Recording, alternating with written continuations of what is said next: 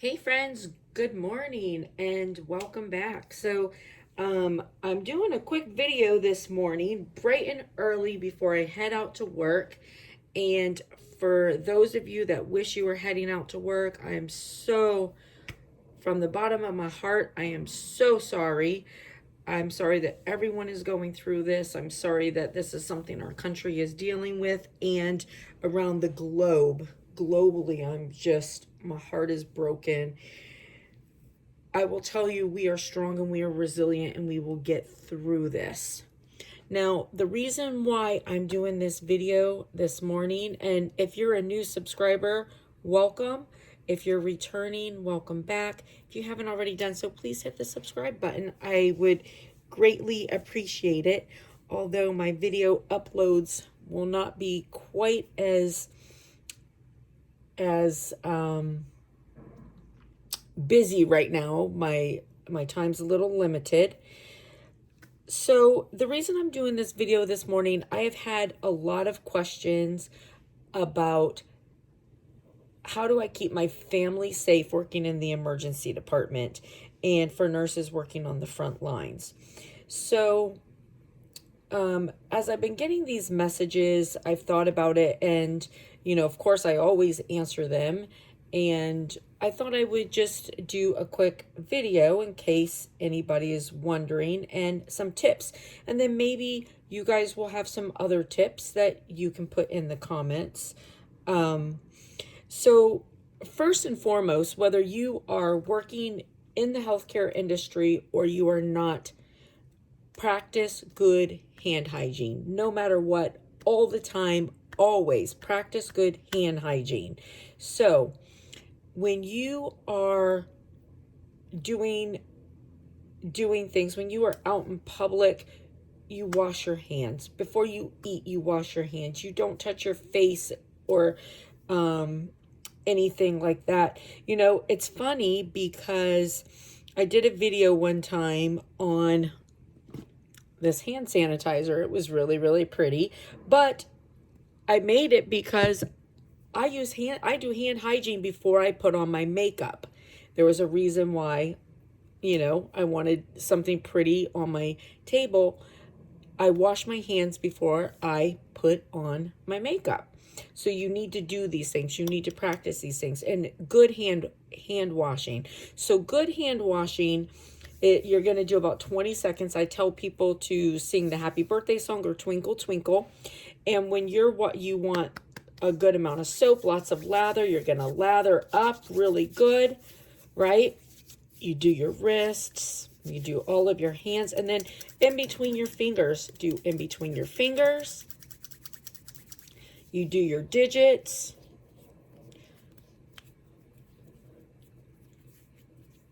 Right? You do all of your digits.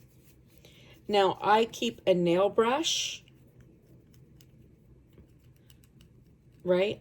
Keep a nail brush, and then make sure then when you're washing, then you want to go up past your wrists, and then you rinse, and dry. So good hand hygiene. And if you are out and about and you don't have a sink, you use hand sanitizer. Okay, I know a lot of people are wearing gloves right now, and that's great, but make sure that you are still being mindful, because if you have gloves on and you touch your face, it's no different than touching your face with your hands. Okay, and if you are not taking your gloves off after you use them for that particular task, they're not reusable, right? So if you're out in the store and your goal is gloves to not touch anything, before you get in your car, you need to doff your gloves, and you need to make sure that you're being safe not to touch yourself. But wearing gloves does not mean you don't have to wash your hands. You take your gloves off, you do hand hygiene. Okay, because those gloves can be permeable. You can get stuff in those gloves.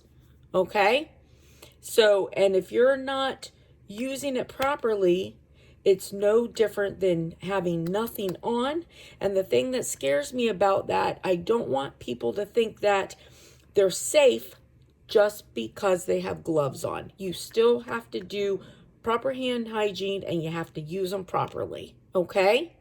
So, now we did our hand hygiene. So, I've been an ER nurse for 25 years. I've been part of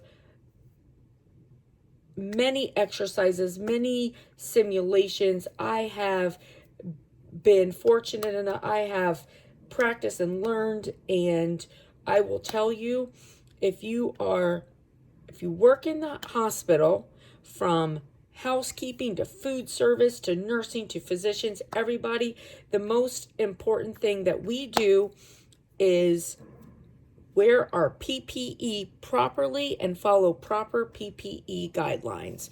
So in my time, I mean, I have been through so many things. We've practiced for Ebola, there's been MERS, there's been SARS, there's been H1N1. You know, when I first started in nursing, MRSA was not a thing. You know, it was not a community acquired thing to worry about. Now it's everywhere, but we still protect ourselves from MRSA, from staph. The flu, you know, there's all these things that we protect ourselves from. So you get mask fitted every year. You follow your proper precautions, be it, you know, contact, droplet, airborne, whatever the precautions are that you're supposed to follow for a particular patient, you follow them. That's how we stay safe. Now, so over and above from that, I have always had a doffing station in my home.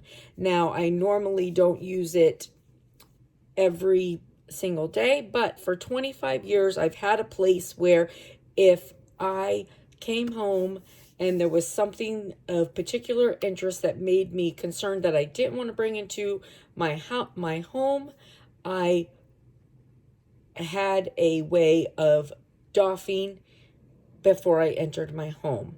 So now I'll be using my doffing station every single time I come in, and I'll tell you what that means. So first of all, what I did was I did go to Walmart and I bought some new scrubs that were inexpensive. These are $12.96, so about $25 for a set of scrubs. I bought 3 sets, and when this is over, these scrubs will be burnt. Honestly, I'm not going to be using my regular scrubs during this time, and these scrubs I will be disposing of when this is over with.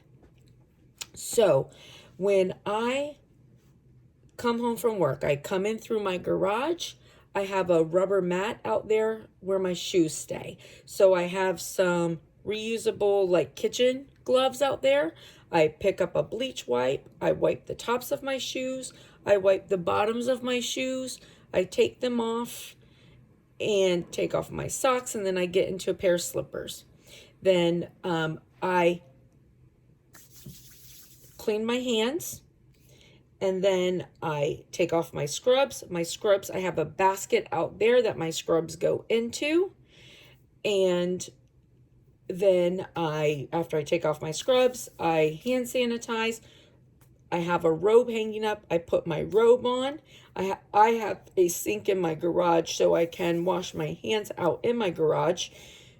And then my clothes go immediately into the washing machine.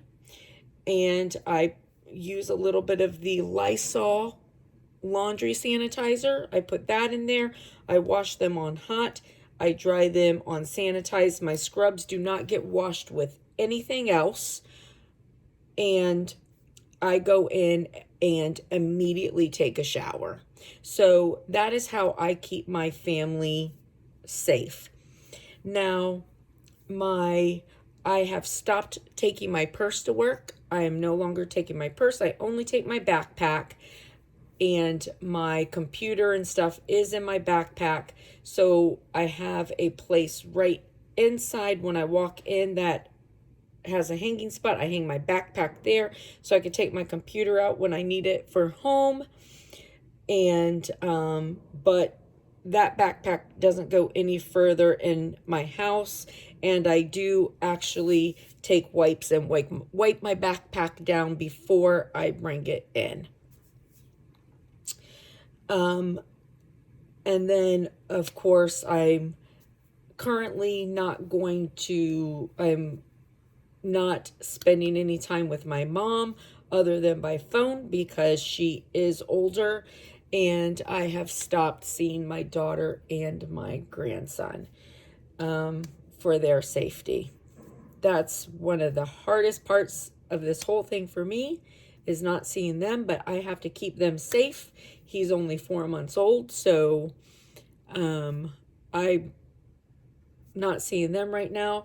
I have an amazing, my daughter is amazing though, and she knows that any day of not seeing him is treacherous for me, so she sends me videos and she FaceTimes, and you know, I hate not being there to give her and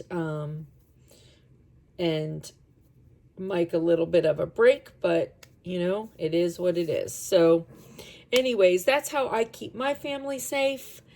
If you have any questions, thoughts, concerns, let me know. And I wish everybody the absolute best. I'm praying for everyone globally.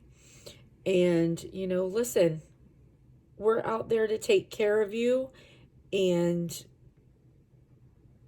we got this.